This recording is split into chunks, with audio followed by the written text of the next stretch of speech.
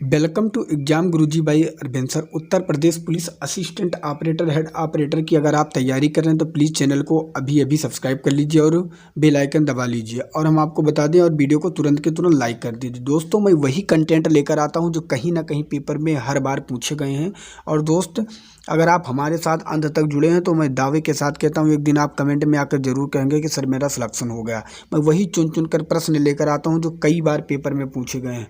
तो दोस्तों, ये टॉप आपके लिए 40 प्रश्न होंगे। आपके जीके के प्लस रीजनिंग के कल टॉप 40 आएंगे और प्लस टॉप मैथ के आने वाले हैं 40 और टॉप आपके हिंदी 40 आएंगे। और इनमें 160 प्रश्न होंगे और 160 में से आपको बताना है, अलग अलग वीडियो आएगी चारों की, और आपको बताना है कि आपने कितने प्रश्नों को सॉल्व किया।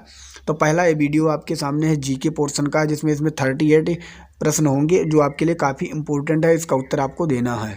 तो एक एक प्रश्न को हम डिस्कस करेंगे। तो चलिए एक एक प्रश्न को देख लेते हैं। दोस्तों, मैं आपको बता दूं, आपको मेहनत करके एक सीट लेनी है हर हाल में। इस बार 2022 में लेनी, अपने लिए ना सही लेकिन अपने मम्मी पापा के लिए आपको एक सीट लेनी है जो आपको ये समझ रहे कि कुछ नहीं कर पाएगा बंदा। तुम्हें दिखाना है कि हम क्या कर सकते हैं, हम में भी कितनी दम है, हम में भी कितनी औकात है। तो ये सब पूरे जोश और जुनून के साथ आपको पढ़ाई पर लग जाना है और एक सीट अपने नाम आपको इस बार करनी ही करनी है।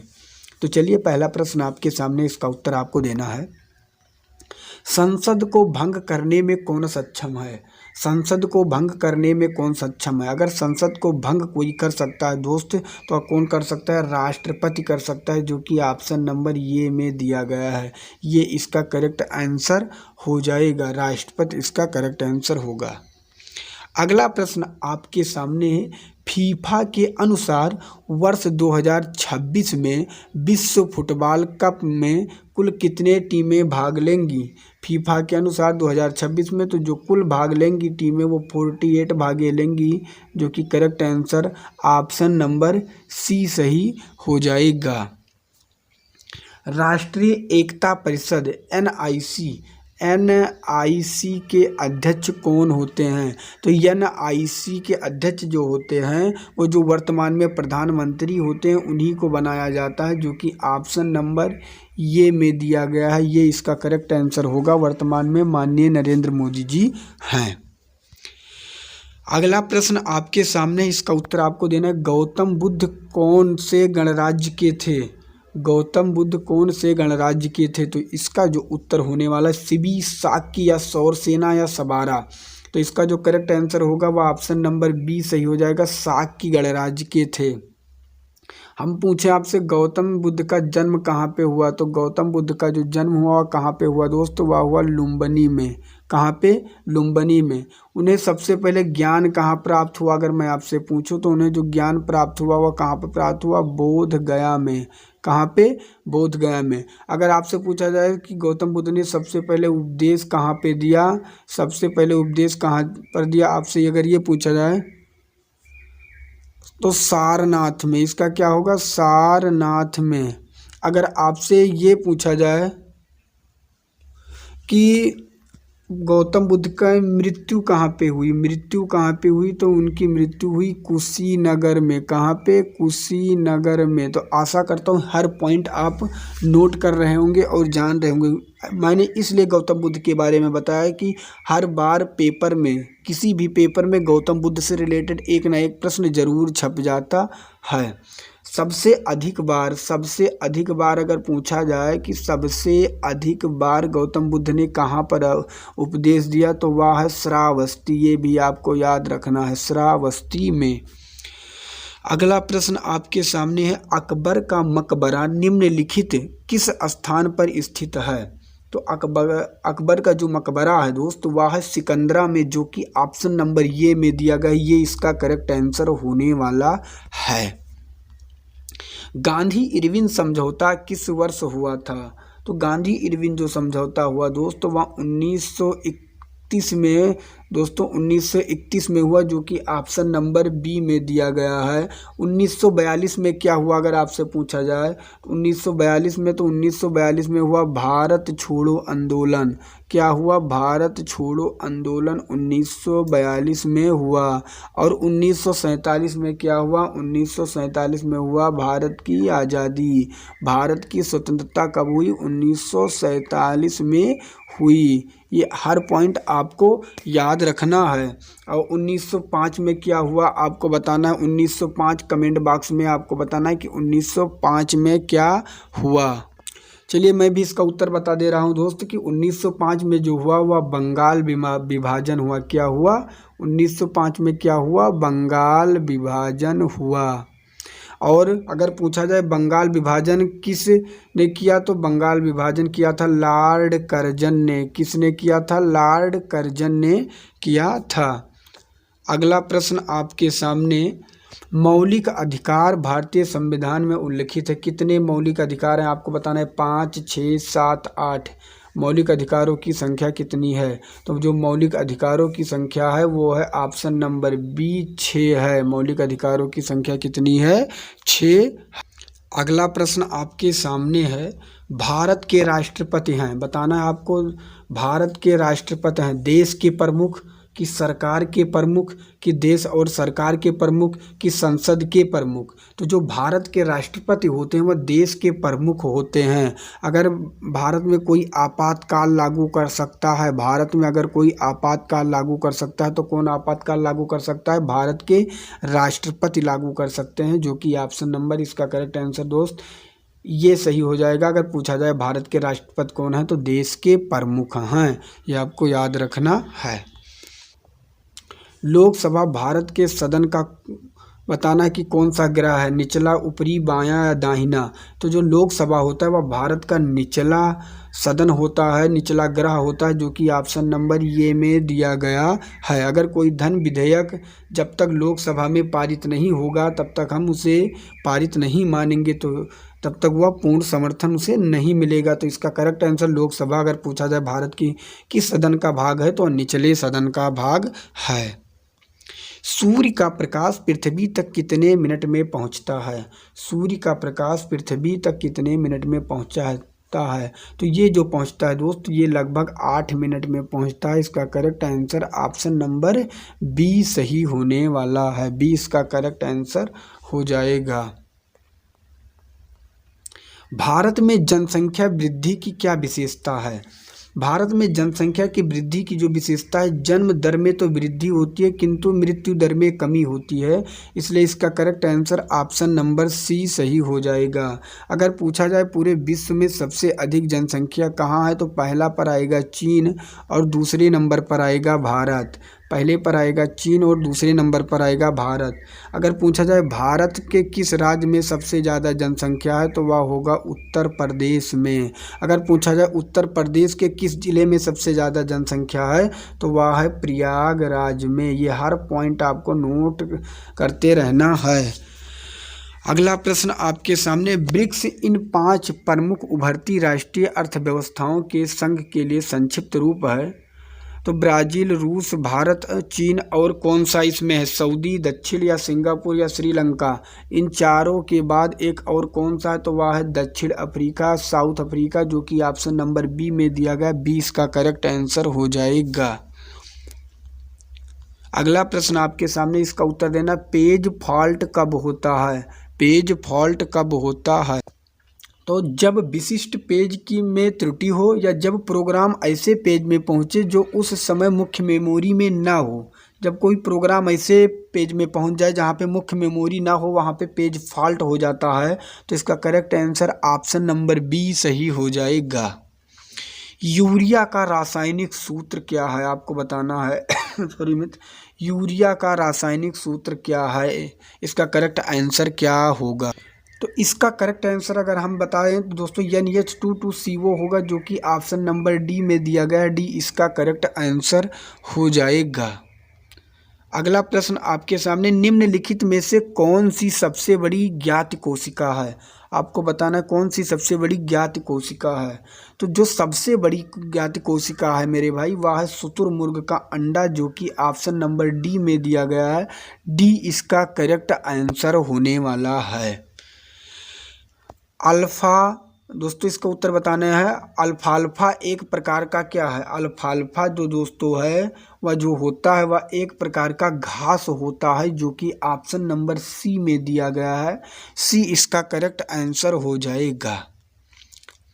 सिस्टमों पर एक से अधिक प्रक्रिया, सिस्टमों पर एक से अधिक प्रक्रिया साथ साथ चलाने को क्या कहा जाता है। इसका उत्तर बताना है। मल्टी प्रोसेसिंग, मल्टी प्रोग्रामिंग या रियल टाइम या बैच प्रोसेसिंग।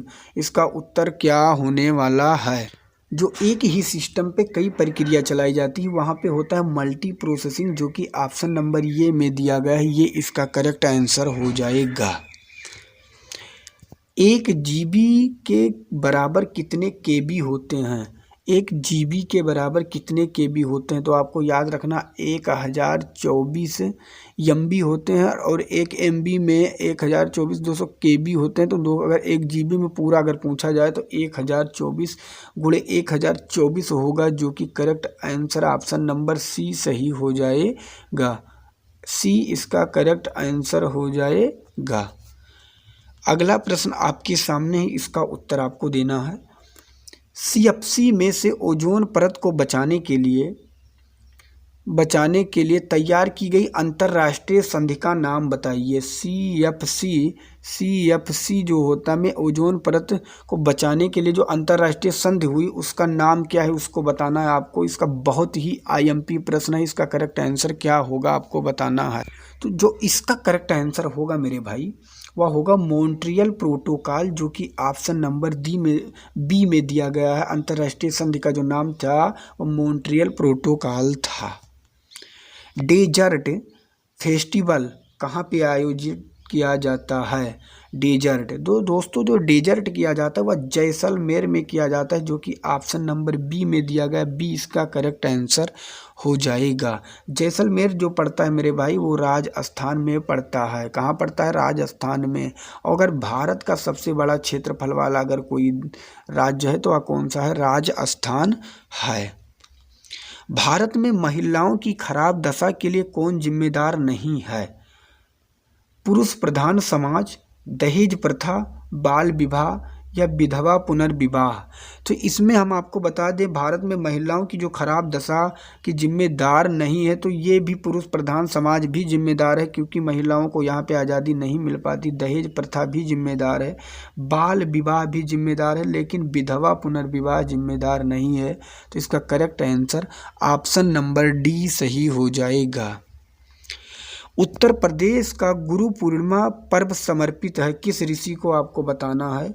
तो जो गुरु पूर्णिमा जो होता है वह होता है व्यास से समर्पित है, जो कि ऑप्शन नंबर ये में दिया गया है। ये इसका करेक्ट आंसर हो जाएगा। उत्तर प्रदेश के निम्नलिखित जनपदों में से कौन सा क्षेत्रफल की दृष्टि से सबसे छोटा है। इन चारों में आपको बताना है क्षेत्रफल की दृष्टि से सबसे छोटा डिस्ट्रिक्ट कौन सा है।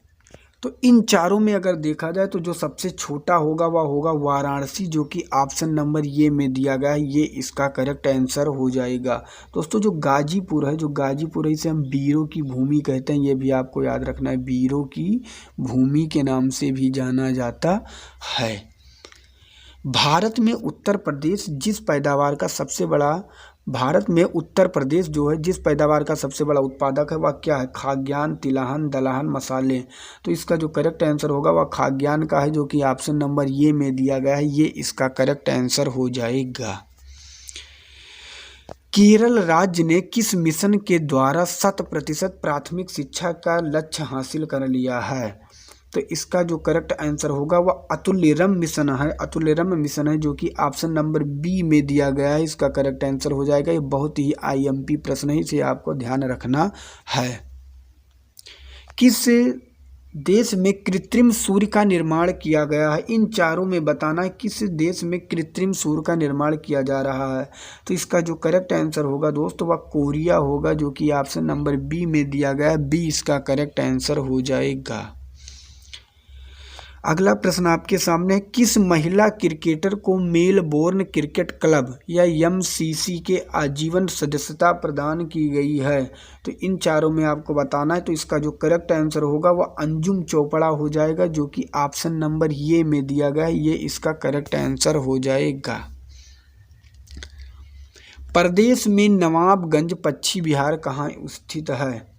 प्रदेश में नवाबगंज पश्चिम बिहार कहाँ स्थित है? तो दोस्तों जो नवाबगंज पश्चिम बिहार है या उन्नाव में है, जो कि ऑप्शन नंबर डी में दिया गया है। अगर आपसे पूछा जाए सबसे छोटा पश्चिम बिहार कौन सा है, सबसे छोटा पश्चिम बिहार प्रदेश में कौन सा है, तो वह नवाबगंज पश्चिम बिहार ही है। अगला प्रश्न आपके सामने है, दिलवाड़ा दोस्तों दिलवाड़ा का जैन मंदिर किस राज्य में स्थित है? दिलवाड़ा का जैन मंदिर आपको बताना है इन चारों में। तो जो इसका करेक्ट आंसर हो जाएगा वह ऑप्शन नंबर दोस्तों कौन सा सही हो जाएगा, सभी को पता है। जो इसका करेक्ट आंसर होगा वह राजस्थान होगा, जो कि ऑप्शन नंबर सी में दिया गया है। सी इसका करेक्ट आंसर हो जाएगा। निम्न में से कौन सा भारत का सबसे बड़ा संरक्षित जैवमंडल बायोस्फीयर रिजर्व क्षेत्र है? इन चारों में आपको बताना है। तो वह है दोस्तों इन चारों में कच्छ का रण। और कच्छ का रण कहाँ पड़ता है? गुजरात में पड़ता है, गुजरात में पड़ता है। आपसे पूछा अगर जाए कि भारत में कहाँ पे जंगली गधे पाए जाते हैं, क्या जंगली गधे? तो जंगली गधे केवल पाए जाते हैं कच्छ के रण में। विश्व जल दिवस तिथि कब मनाया जाता है? विश्व जल दिवस जो मनाया जाता है वह 22 मार्च को मनाया जाता है, जो कि ऑप्शन नंबर बी में दिया गया है। बी इसका करेक्ट आंसर हो जाएगा। अगला प्रश्न आपके सामने, इसका उत्तर आपको देना है। निम्नलिखित व्यक्तियों और उनके विद्या में कौन सा सही सुमेलित नहीं है? कौन सा सही सुमेलित नहीं है आपको बताना है इसका आंसर। तो अगर देखें दोस्तों, पहला मजरूह सुल्तानपुरी शायर से हैं, बिल्कुल करेक्ट है। राजपाल यादव अभिनव से हैं, बिल्कुल करेक्ट है। और अराउस बिष्ट चित्रकार से हैं, ये भी सही है। राजन साजन मिश्र रंगमंच से दिया गया, ये गलत है। ये रंगमंच से नहीं, ये है संगीत से। तो इसका correct answer option number D सही हो जाएगा। डी सुमेलित नहीं है। भारतीय संविधान में किसके सिफारिशों पर मूल कर्तव्यों की सम्मिलित किया गया?